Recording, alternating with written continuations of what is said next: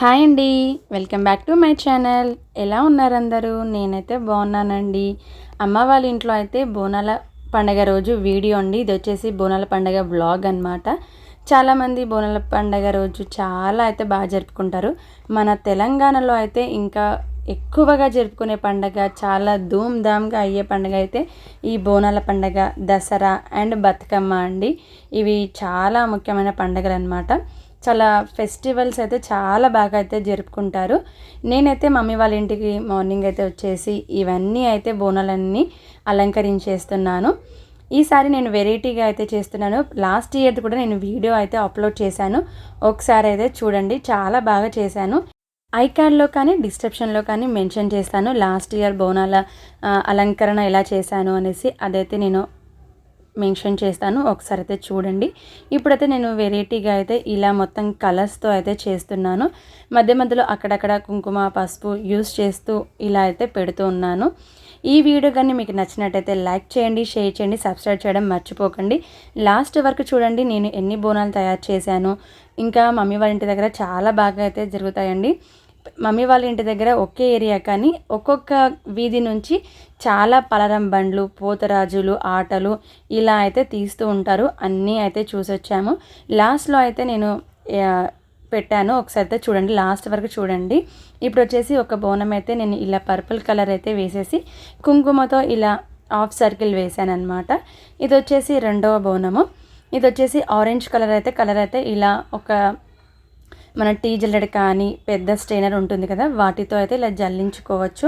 చాలామంది కుంకుమ పసుపు వాటితో కూడా చేస్తూ ఉంటారు. నేను ఇలా కలర్స్ ఉంటాయి వీటితో కూడా చేస్తూ ఉన్నాను. మమ్మీ వాళ్ళు వచ్చేసి 5 బోనాలు అయితే చేస్తారు. ఇంట్లో 2 దేవుళ్ళు ఉంటారు, అక్కడ 2 ఎక్కిచ్చేసి 3 వచ్చేసి ఊర్లో ఉన్న బోనాలు, మైసమ్మ తల్లి, పోచమ్మ, బొడ్రాయి కూడా బోనం అయితే చేస్తారు. మొత్తం 5 బోనాలు అనమాట. ఇలా 5 బోనాలు నేనైతే అలంకరిస్తున్నాను. మీకు ఈ అలంకరణ నచ్చినట్టయితే కామెంట్ చేయండి, ఎలా అనిపించినా కామెంట్ అయితే చేయండి. నేనైతే ఇలా అలంకరిస్తున్నాను. ఇప్పుడు చూద్దాము బోనం ఎలా అలంకరించాలి, ఏమేమి పెట్టాలి, ఎలా వండాలి అనేది ఫుల్ ప్రాసెస్ అయితే చెప్తూ ఉంటాను. మీరైతే వాచ్ చేయండి. కొందరికి తెలియని వాళ్ళు కూడా ఉంటారు కదా, నేనైతే ఇప్పుడు చెప్తున్నాను. మీరైతే ఏ బోనంలో అయితే ఎక్కించాలనుకుంటున్నారో కుండ కానీ ఇలాంటి రాగి సర్వలు కానీ ఇలా ఇత్తడి సర్వలు కానీ తీసుకోవాలి.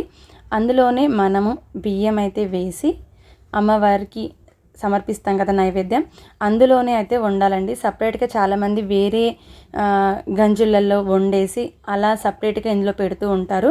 అలా అయితే పెట్టొద్దండి. అలా పెడితే ఎంగిల్ అవుతుంది అనేసి నేను కూడా విన్నాను.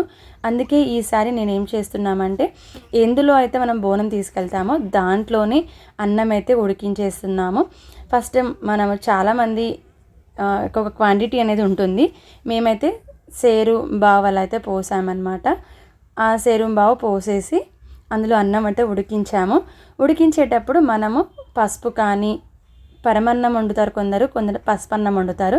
మేమైతే అన్నీ ఒకేలాగా కొంచెం పసుపు కొంచెం బెల్లం అయితే వేసి వండామన్నమాట. ఇలా వండేటప్పుడు గంజి మాత్రం అస్సలు వంపకూడదు. డైరెక్ట్గానే అన్నం అందులోనే ఉడికించేసుకోవాలి. ఇలా ఉడికించిన తర్వాత ఇంకా అది వేడిగా ఉంటుంది కాబట్టి కొంచెం చల్లారిన తర్వాత ఇలా మనం ఏమైనా సరే డెకరేషన్ చేసుకోవచ్చు.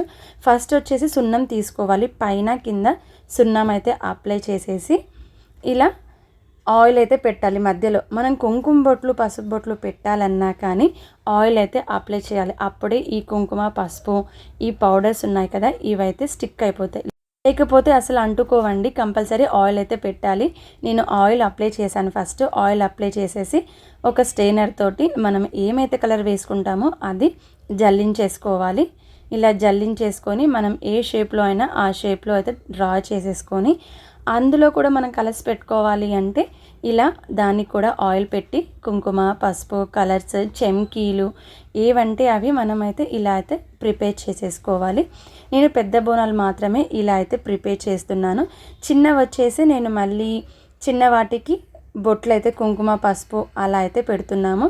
ఇది వచ్చేసి ఇంకా ఈ బోనం కూడా ఇలా డిజైన్ అయితే వేస్తున్నాను.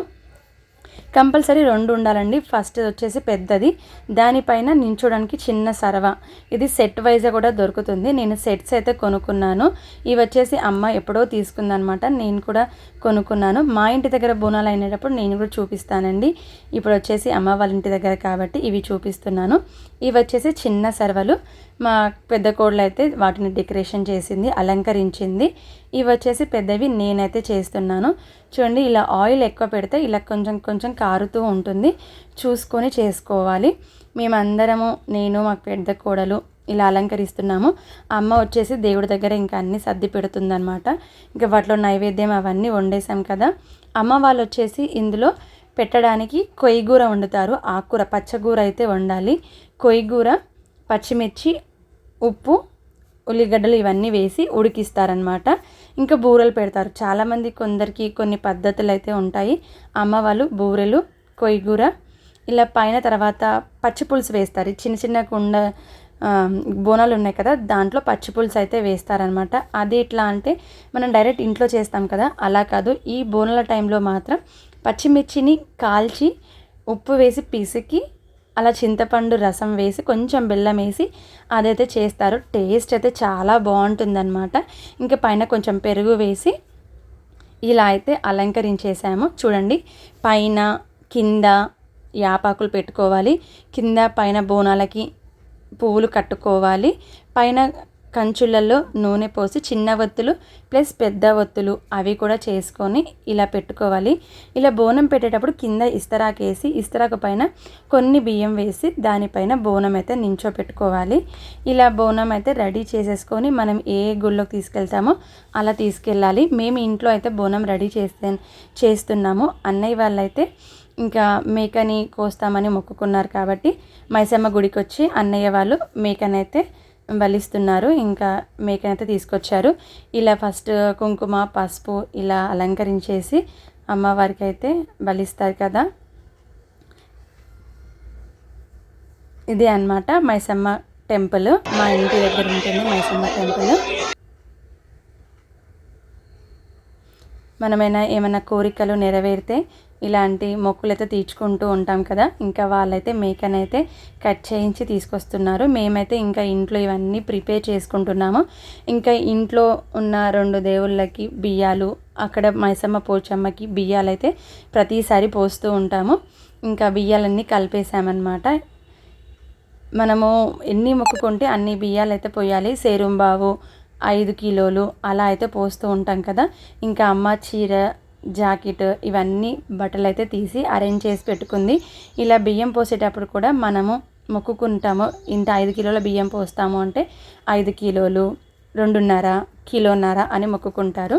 అలా మొక్కుకొని బియ్యం అయితే ఇలా పసుపు, ఆయిల్ వేసి కలుపుకుంటారు.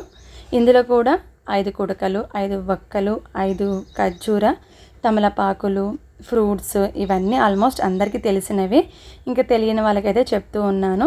ఇంకా బోనాలన్నీ రెడీ అయిపోయాయి. మేము ఇంకా అందరం రెడీ అయ్యి బోనాలు అయితే తీసుకెళ్తున్నాము. ఈ వీడియో కానీ మీకు నచ్చినట్టయితే లైక్ చేయండి, షేర్ చేయండి, సబ్స్క్రైబ్ చేయడం మర్చిపోకండి ఫ్రెండ్స్. ఇంకా ఇంటి ముందు కూడా గుమ్మడికాయలు, కొబ్బరికాయలు కొడుతూ ఉంటాం కదా. ఇంకా మైసమ్మ గుడికి అయితే తీసుకొచ్చామన్నమాట. ఇంకా ఇదే టైంలో చాలా రష్ అయితే ఉంటుంది.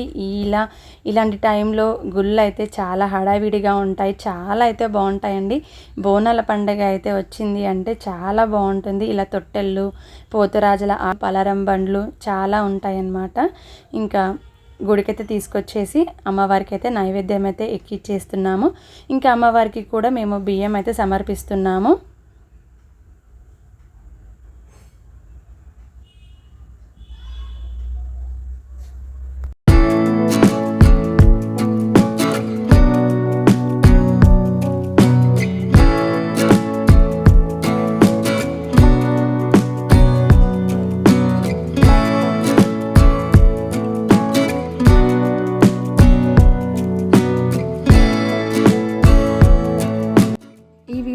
బోనం సమర్పించే వరకు అయితే వీడియో అయితే తీస్తున్నానండి. నైట్ అయితే పలరం బండ్లు అయితే తీస్తారు.